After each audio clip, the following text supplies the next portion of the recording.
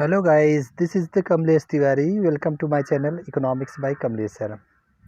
Dear students, ये आप ये आपका क्लास 11th इकोनॉमिक्स का फर्स्ट चैप्टर इंट्रोडक्शन चल रहा है, जो इकोनॉमिक्स का फर्स्ट सेगमेंट माइक्रो इकोनॉमिक्स का है।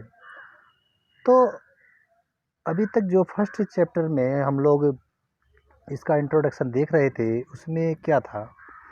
उसमें एक क्राइसिस थी कि जो भी इकोनॉमिक एक्टिविटी होती है, यानी इकोनॉमिक जो क्रियाकलाप की जाती है एक्टिविटी में, जैसे कि प्रोडक्शन, एक्सचेंज एंड कंजम्पशन, उसमें कहीं भी इम्बैलेंस अगर होता है तो गवर्नमेंट एक वाइटल रोल उनकी बनती है कि इस इम्बैलेंस को इक्विलिब्रियम में बैलेंस करे और इकोनॉमी को एक स्टडी ग्रोथ दे, यानी एक सस्टेनेबल डेवलपमेंट दे। यानी कि जितनी सप्लाई उतनी मांग के बराबर हो, यानी जितनी मांग अगर डिमांड साइड से क्रिएट हो रही है तो प्रोड्यूसर उतनी की ही बराबर सप्लाई करे। तो उसमें क्या था कि जो स्केर्स रिसोर्स, अच्छा उसमें प्रॉब्लम ये था कि जो स्केर्स रिसोर्स है किसी भी इकोनॉमी में, यानी लिमिटेड रिसोर्स जो है, तो उसको किन स्थानों पर हम इन्वेस्टमेंट करें, किन गुड्स एंड सर्विस को प्रोड्यूस करने में उन संसाधनों को इन्वेस्टमेंट करें कि जो मैक्सिमम बंडल परचेज हो, यानी मैक्सिमम सेटिस्फिकेशन सोसाइटी की कर सकें। और दूसरी प्रॉब्लम ये है कि स्केर्स रिसोर्स को अल्टरनेटिव यूज में भी लाया जाता है, तब तो और भी बड़ी समस्या खड़ी हो जाती है कि इसको बहुत केयर करके इसको एलोकेशन की करना चाहिए। तो यही प्रॉब्लम को सेंट्रल गवर्नमेंट अगर इसको हैंडल करती है और उसको एक रूप देती है, फॉर्म देती है, तो वो क्या है? Central problem of an economy है। तो production, exchange and consumption of goods and service are among the basic economic activities of life. तो प्रोडक्शन करना, exchange and consumption of goods and service, ये सब क्या है? ये सब जीवन का एक बेसिक इकोनॉमिक एक्टिविटी होती है। ठीक है। In the source of these basic economic activities every society has to face scarcity of resources and it is the scarcity of resources that gives rise to the problem of choice. तो प्रत्येक society, यानी कोई भी economy हो, अगर scarce resource है, क्योंकि मनुष्य की आवश्यकताएँ तो अनलिमिटेड हैं और जो सप्लाई के फैक्टर्स हैं वो लिमिटेड हैं, तो इसमें से क्या होता है, उनमें से जो स्केर्स रिसोर्स हैं उनसे पूरी हम लोगों की जो नीड्स होती है, रिक्वायरमेंट होती है, डिज़ायर होती है, उन वस्तु सेवाओं को कंज्यूम करने का, वो फुलफ़िल नहीं कर पाती है, क्योंकि स्केर्स रिसोर्स है। तो उनमें से है, उन वस्तु सेवाओं को कंज्यूम करने का वो फुलफ़िल नहीं कर पाती है, क्योंकि स्केर्स रिसोर्स है।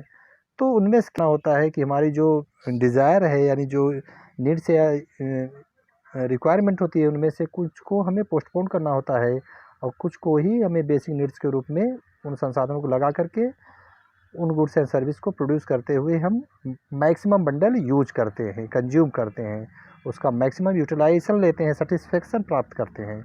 The scarce resource of an economy have competing uses.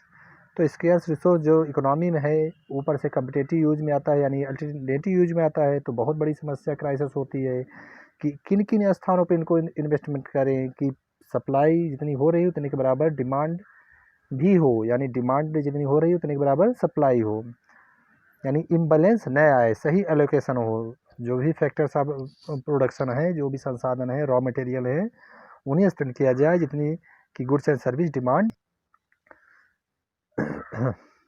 In other words every society, sorry 1 minute please. In other words, every society has to face the problem of one minute please. In other words, every society has to decide on how to use its scarce resources. दूसरे शब्दों में अगर ये कहें कि प्रत्येक society को एक डिसाइड करना पड़ता है कि इन स्केर्स रिसोर्सेज को कहाँ कहाँ लगाएं कि जो डिमांड हो रही है उसको अच्छी तरह से फुलफ़िल कर ले। The problem of an economy are very often summarised as follow. जो प्रॉब्लम होती है इकोनॉमी को, स्कैर्स रिसोर्स को कहाँ जो है इम्पोज करें कि जो भी डिमांड हो रही है गुड्स या सर्विस को वो उनके द्वारा फुलफ़िल किया जा सके। तो ये जो है ऑफनली समराइज्ड गवर्नमेंट के द्वारा किया जाता है। कि कैसे किया जाता है समराइज्ड, कि किन किन वस्तुओं को किन मात्रा में उत्पादित किया जाए। व्हाट इज प्रोड्यूस, क्या उत्पादित करें या क्या उत्पादित किया जाता है वो भी कितनी मात्रा में। Every society must decide on how much of each of the many possible goods and services it will produce. प्रत्येक सोसाइटी को अवश्य निर्धारित करना चाहिए कितनी वस्तुओं जो संभव हैं वो और सेवाएं जो संभव हो वो उत्पादित की जाएंगी। यानी प्रत्येक सोसाइटी को ये डिसाइड अवश्य करना चाहिए कि कितनी मात्रा में प्रत्येक possible goods and service it will produce, जो कि प्रोड्यूस होगा। Whether to produce more of goods clothing housing और to have more of luxury goods. या तो प्रोड्यूस बेसिक नीड्स के होंगे, फूड क्लॉथिंग हाउसिंग हो, या तो विलासतापूर्ण जीवन जीने की वस्तुओं को हम प्रोड्यूस कर सकते हैं। Whether to have more agriculture goods और to more industrial product and services. Whether to use more resources in education और हेल्थ और resources and health or to use more resources in building military service. या तो हम अपने संसाधनों के human resource को डेवलपमेंट करने के लिए एजुकेशन पर हम एक्सपेंडिचर करेंगे या हेल्थ केयर पर, या तो मिलिट्री बिल्डिंग बनाने के लिए मिलिट्री के सर्विस लेने के लिए बिल्डिंग कंस्ट्रक्शन करेंगे। Whether to have more of basic education और मोर ऑफ हायर एजुकेशन। या तो उन संसाधनों को हम बेसिक एजुकेशन लगा सकते हैं या तो हायर एजुकेशन लगा सकते हैं। Whether to have more of consumption goods और टू हैव इन्वेस्टमेंट गुड्स। या तो हम कंजप्शन गुड में हम उन फैक्टर्स ऑफ प्रोडक्शन या रिसोर्स को लगा सकते हैं, रॉ मटेरियल को, या तो उन फैक्टर्स को या जो कैपिटल इन्वेस्टमेंट है पूंजी को हम मशीनरीज में इन्वेस्टमेंट कर सकते हैं, जिससे कि भविष्य में कंजप्शन को, प्रोडक्शन और कंजप्शन को और बूस्ट करने में हेल्पफुल हो। How are these goods produce, कैसे ये गुड्स जो हमें रिक्वायरमेंट होती है पॉसिबल गुड्स और सर्विस को, तो उनको कैसे प्रोड्यूस किया जाता है।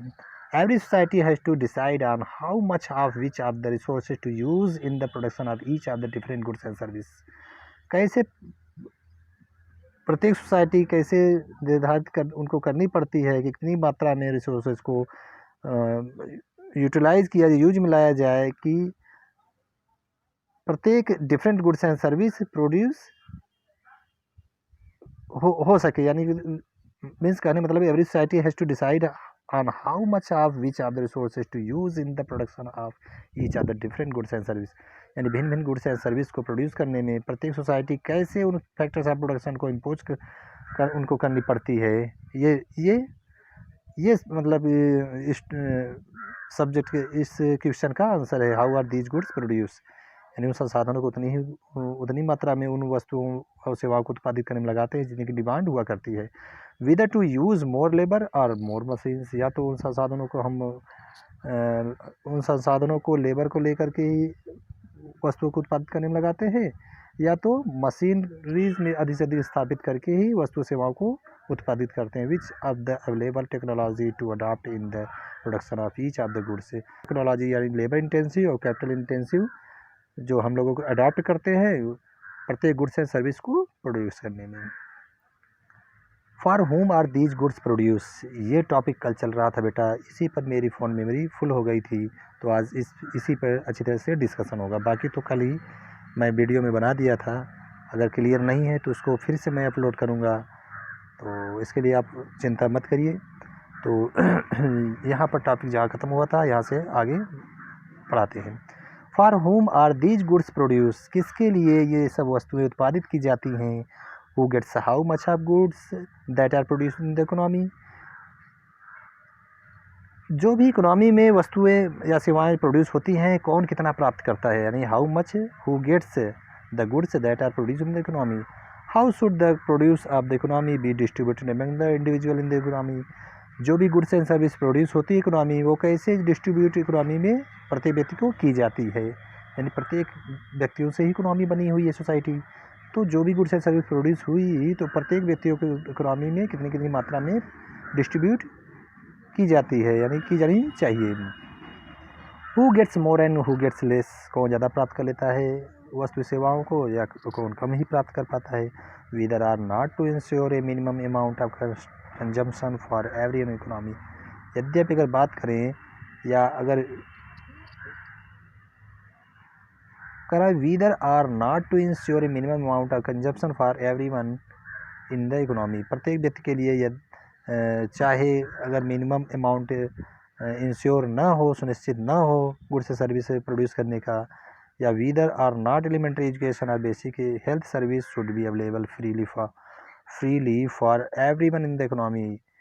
चाहे एलिमेंट्री एजुकेशन या basic health service available should be available होना चाहिए प्रत्येक व्यक्ति के लिए इकोनॉमी में. तो ये कैसे हो? Thus, every economy face the problem of allocation and scarce resource to the production of different possible goods and services and the distribution of the produced goods and services among the individual within the economy.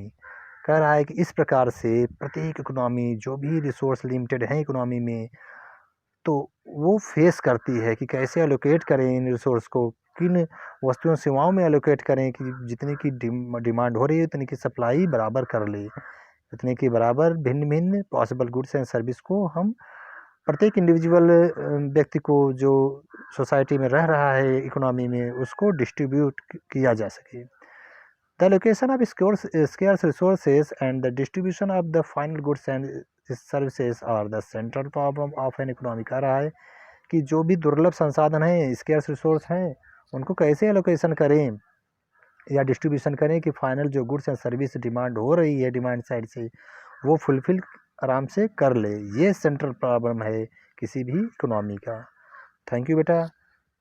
Thank you for watching my video and if any create a problem through this topic, you can ask without any hesitation dear, because I always keep on to get help to you that you get to very well knowledge of that topic.